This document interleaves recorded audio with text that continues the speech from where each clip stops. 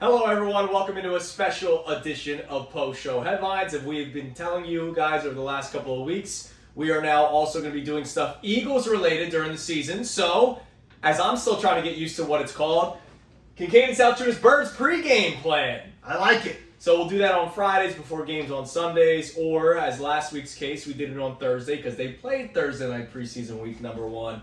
But we are getting set for preseason week number 2 against the Cleveland Browns, who they've had joint practices with. So, Johnny, what is our first down question here for the Kincade and Salciunas Birds pregame plan edition of Post-Show? Well, it's a discussion point for the two of us here.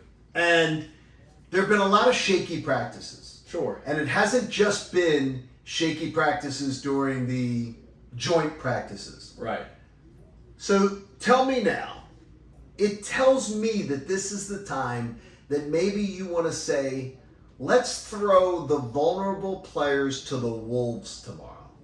Let's make sure that whatever Kevin Stefanski is going to do in the second preseason game, when he's going to play his starters the most, I want to throw the shakiest players to the wolves tomorrow and expose them. It might end up being an ugly scene. It might end up making them look really bad. But I want to know before I find out versus the Cowboys. Right. Or find out versus that. It may not be what Nick Sirianni wants to do. Now, who are the shaky players? Like, Well, anybody in right now. like Jalen Hurts or like Azeez No. Ojulari? I have every confidence that the Super Bowl MVP will get things worked out. Right, okay. If Jalen Hurts was by the way, if they wanted to surprise me and have Jalen Hurts and the starting offense go out and play a series, I'd be fine with Yeah, that. I'd be fine with it. I absolutely will, but I don't think they're going to do that because they've had very good success not doing that.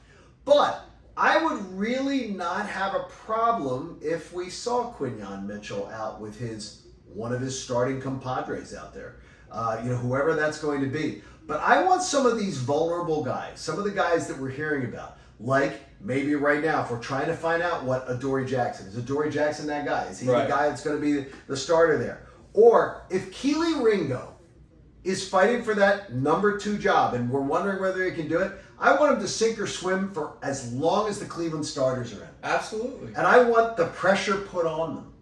I want the scheme to be, I want them to have max pressure put on them. Now, here's the deal, and this goes to second down. Okay. I don't think Cleveland are playing any of their starters. Yeah, there's a lot of talk. They didn't play anybody in week 1. Yeah, but there is talk, though, that from some of his, underneath the radar stuff, it seems like he's not exactly pleased with what he's seeing. Well, Flacco's not playing. Well, Flacco's not playing. Shador's hurt. Right. Dylan Gabriel's hurt. Pickett's hurt. So Tyler Huntley's playing. That's incredible. So I doubt Jerry Jeudy's going to play if Tyler Huntley is playing quarterback. You know what I mean? Yeah, but you got to get some of these guys. They got to get some of these guys some time, right? I mean, the Eagles don't do it. Some teams won't. And that leads me to question number 2 on second down. Will you learn anything or gain anything from game 2, preseason week number 2, when you've heard about the struggles from the starters? Like the starters have struggled against the Browns starters. yes. You will not be facing the Browns starters, and odds are you're not starting your own guys, but some of these guys that are competing for positions. Are you going to learn much? Let's say Ringo and Adoree Jackson both have great days tomorrow, but all week they had bad days against the Browns offense. Did you actually learn anything Saturday? I may learn something. Okay. Because of the fact, what I'm going to do is I'm going to trust Vic Fangio.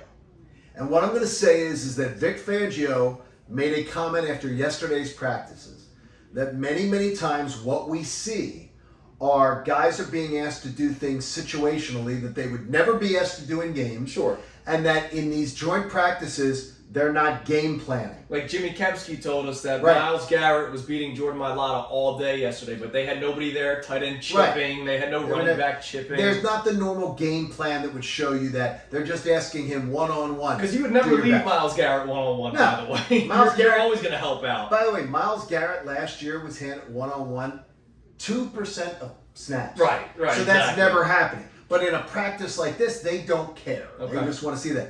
Poor Jordan Mailata probably cares. Yeah, as he's getting dragged by people. Nah, he probably had a nice cold beer with Landon Dickerson. Which I, by the way, that was cool. That's not one of our comic books.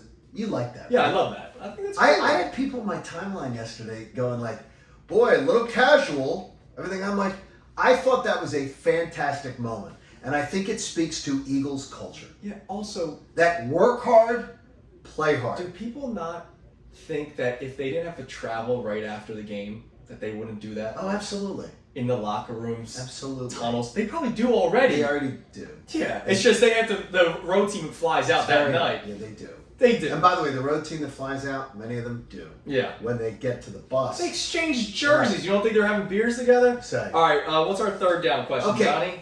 Now I'm playing golf tomorrow morning. Now I'm playing golf this afternoon and I'm playing golf tomorrow morning. So I've got a couple rounds of golf I haven't played. I haven't played during the month of August. Oh, okay. So I got to get some golf. Gotta get off the schneid. So I will tell you why I'm watching Game 2.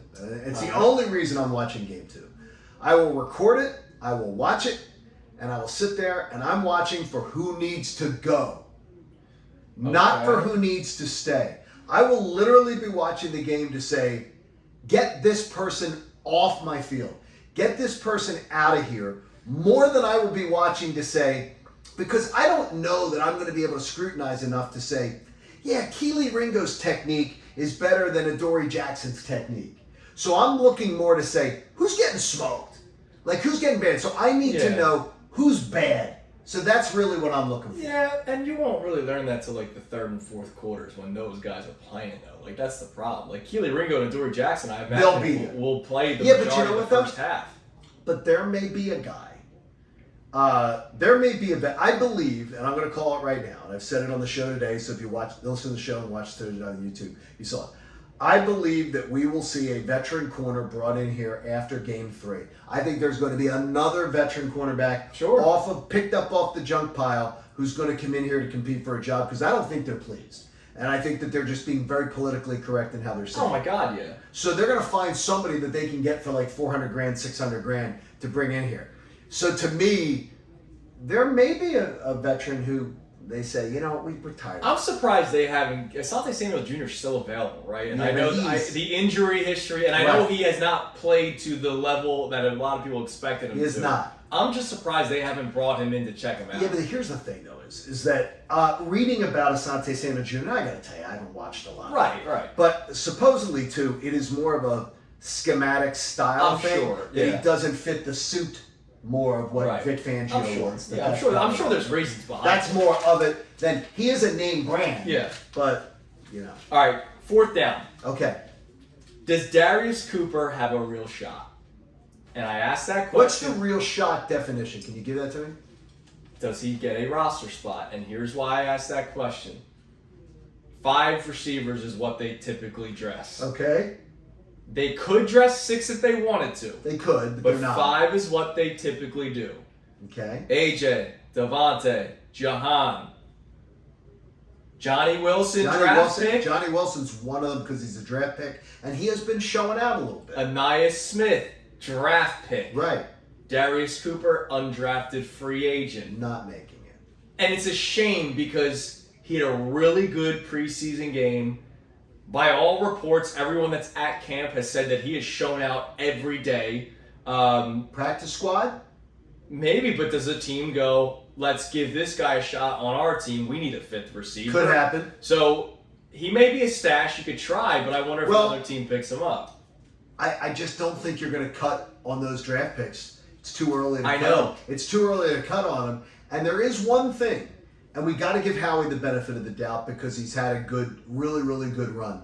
He doesn't want to admit he's wrong. Right. And none of them do. Right. So it's not like a Howie critique. Well, you also don't want to give up that quickly on young kids. And you heard Patullo say how the game has slowed down more for Johnny Wilson. It's slowed down more for Ainias Smith. And then when he talked about Darius Cooper, he said, yeah, Darius Cooper's built different, but he still has a long way to go. Right. It almost makes it seem like they're kind of telling you already. They're hoping he's going to be a practice squad guy. Yeah. They're going to be able to get through. Right. That's squad. if they can. I just wonder if he actually has a legitimate shot. I wonder if you're being honest with yourself. If there's 5 receivers on the team, the 3 go-to guys that we know and the 2 draft picks are going to pick up those 5 spots. It's got to be those guys, right? All right, last one. Yes, sir. 5th down.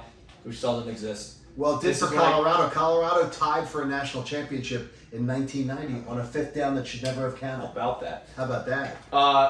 The, Google it. The bet.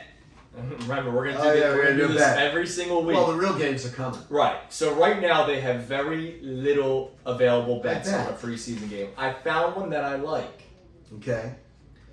Eagles team total rushing yards Okay. in preseason week number 2. What's the number? 125 yards, even money. Over. Minus 102. Over. If you want to go even juicier, Juicier? Up 100, it? 150 plus rushing yards is plus 178. Over. So Over. the question is, how much do they play Tanner McKee? Because he will throw the ball, and he throws the ball well. But you know later in the game, No, over. when these Kyle McCords and guys are out there, And they're going to run the football a lot. And I heard, because I was listening this week, is Kevin Stefanski is concerned about the guys who are going to be helping to bolster their rush defense. How about that? So And that plus, tells me practice a preseason game, especially that second half, you tick, tick, tick. here's another let's reason. get out of here. Here's another reason. It's going to be 91 degrees. Oh my God! At Yeah. kickoff. So you want to get out of there? At kickoff. All right. Run the clock. Are you going juicy 150 plus, or you just Yes. going 125? Juicy. Even money's good. No, juicy 150 plus. All right, I'm going. I'll be I'm a going coward. juicy. I'll be a coward. I'll go over the 125 rushing Sounds yards. good. But there's your bet for preseason week